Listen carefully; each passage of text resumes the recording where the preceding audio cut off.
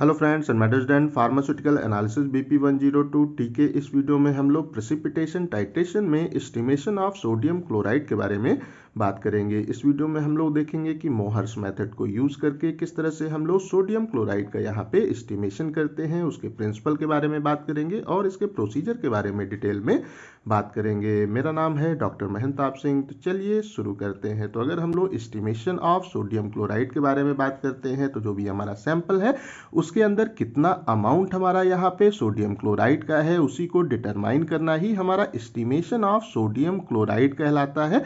तो इस वीडियो में हम लोग मोहर्स मेथड को यहाँ पे यूज करके किस तरह से हम लोग सोडियम क्लोराइड का यहाँ पे एस्टिमेशन करते हैं उसके बारे में डिटेल में बात करेंगे। तो सबसे पहले हम लोग इसके प्रिंसिपल के बारे में बात कर लेते हैं। तो अगर हम लोग इसके यहाँ पे प्रिंसिपल के बारे में बात करते हैं तो हमारे सैंपल के अंदर जो होता है सोडियम क्लोराइड उसका हम लोग यहाँ पे डायरेक्ट टाइट्रेशन करते हैं अगेंस्ट द सिल्वर नाइट्रेट के अगेंस्ट हम लोग उसका वहाँ पे डायरेक्ट टाइट्रेशन करते हैं और इसमें हमारा जो प्रेसिपिटेट फॉर्म होता है वो हमारा यहाँ पे सिल्वर क्लोराइड का वाइट प्रेसिपिटेट हमें फॉर्म होता हुआ हमारे टाइट्रेशन के स्टार्टिंग में हमें देखने को प्राप्त होता है। तो आइए इसकी हम लोग रिएक्शन देख लेते हैं। तो जो हमारा यहाँ पे AgNO3 होता है उसको जब हम लोग यहाँ पे जो हमारा NaCl है उसके साथ में जब वो रिएक्ट करता है तो जो हमारा यहाँ पे होता है NaCl उसका जो हमारा Cl आयन है और जो हमारा AgNO3 है उसका जो हमारा यहाँ पे Ag आयन होता है वो जब आपस में कॉम्प्लेक्स को फॉर्म करते हैं तो ये यहाँ पे AgCl के फॉर्म में यहाँ पे प्रेसिपिटेट आउट हो जाते हैं और इसका कलर हमारा व्हाइट कलर का प्रेसिपिटेट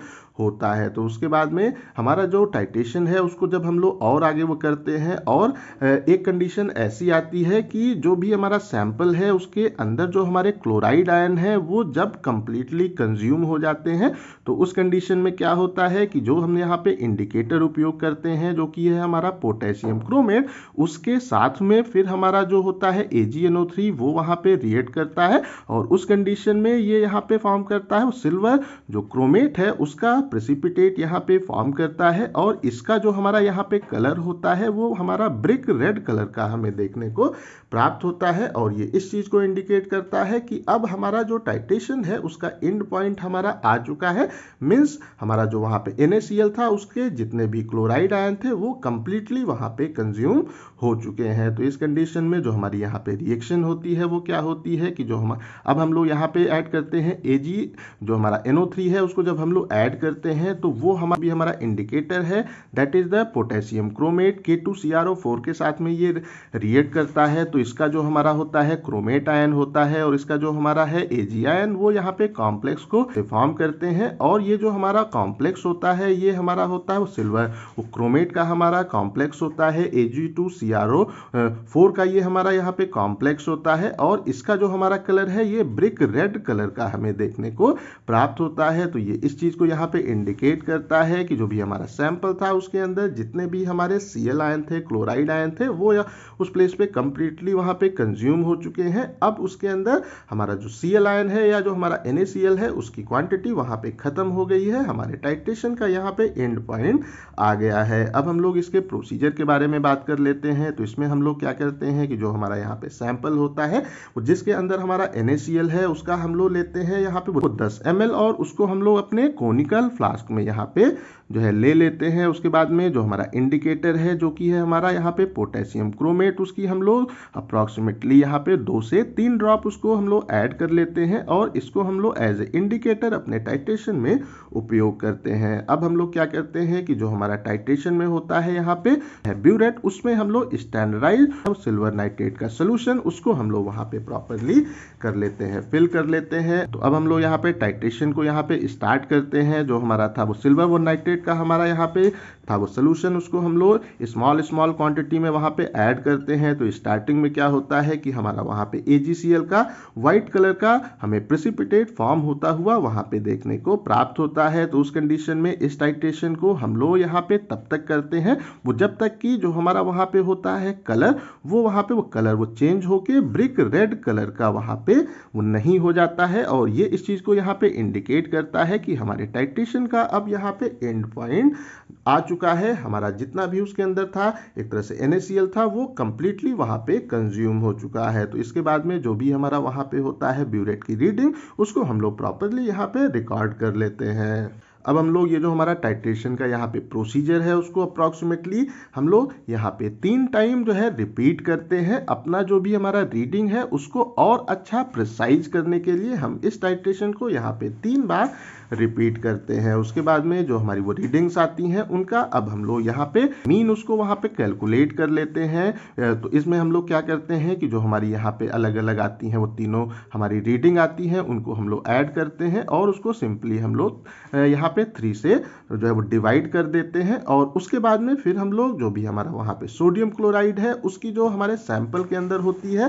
तो परसेंटेज प्योरिटी है उसको फिर हम लोग यहाँ पे जो है कैलकुलेट करते हैं। तो इस कंडीशन में हमारा जो एक तरह से हर ml होता है हमारे 0.1 m AgNO3 का वो अप्रॉक्सीमेटली इक्वल होता है 0.005844 ग्राम हमारे NaCl के यहाँ पे इक्वल होता है। तो आइए हम लोग जो हमारा टाइट्रेशन का प्रोसीजर है उसको जो हमारा डायग्राम है उससे अच्छे से हम लोग क्लियर कर लेते हैं। तो इस कंडीशन में हम लोग क्या करते हैं कि जो हमारा फ्लास्क है उसके अंदर जो भी हमारा सैंपल है जिसके अंदर हमारा है NaCl उसको हम लोग यहाँ पे ले लेते हैं, वो 10 ml इसमें ऐड कर लेते हैं। उसके बाद में जो हमारा इंडिकेटर है जो कि हमारा K2CrO4 उसकी हम लोग यहाँ पे अप्रॉक्सीमेटली 2 से 3 ड्रॉप अपने फ्लास्क के अंदर यहाँ पे ऐड कर लेते हैं। उसके बाद में यहाँ पे जो हमारा होता है ब्यूरेट उसके अंदर जो हमारा स्टैंडर्डाइज 0.1 m AgNO3 का हमारा यहाँ पे होता है एक तरह से वो सोल्यूशन है जिसको हम लोग स्टैंडर्ड की तरह यहाँ पे उपयोग करते हैं। उसको हम लोग इसके अंदर प्रॉपरली कर लेते हैं, फिल कर लेते हैं। जो भी हमारी यहाँ पे इंडिकेशन होते हैं वहां तक हम लोग अच्छे से इसको प्रॉपरली यहाँ पे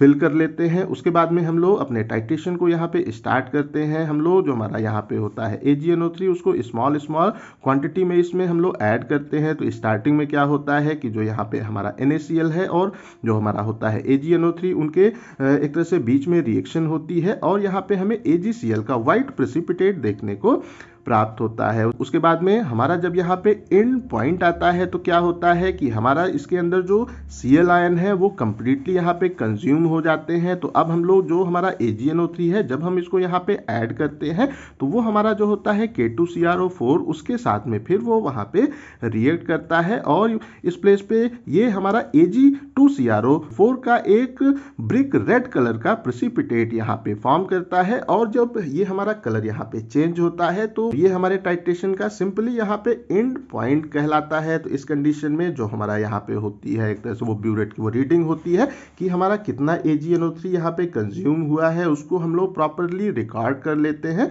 उसके बाद में ये जो हमारा टाइट्रेशन है इसको हम लोग सिंपली वो 3 बार यहाँ पे रिपीट करते हैं और उसके बाद में हमारी जो अलग अलग रीडिंग आती है उसका हम लोग प्रॉपरली जो होता है मीन उसको वहाँ पे कैलकुलेट कर लेते हैं। और उसके बाद में जो भी हमारा सैंपल है उसके अंदर कितना हमारा है वहां पे वो सोडियम क्लोराइड है उसकी जो परसेंटेज प्योरिटी है उसको हम लोग आसानी से कैलकुलेट कर लेते हैं। तो आई थिंक सो जो हमारा एस्टिमेशन ऑफ होता है सोडियम क्लोराइड आप लोगों को क्लियरली समझ में आ गया होगा। अगर अभी भी कहीं कोई कंफ्यूजन है तो कमेंट करके पूछ सकते हैं। इस टॉपिक का PDF आपको डिस्क्रिप्शन में मिल जाएगा।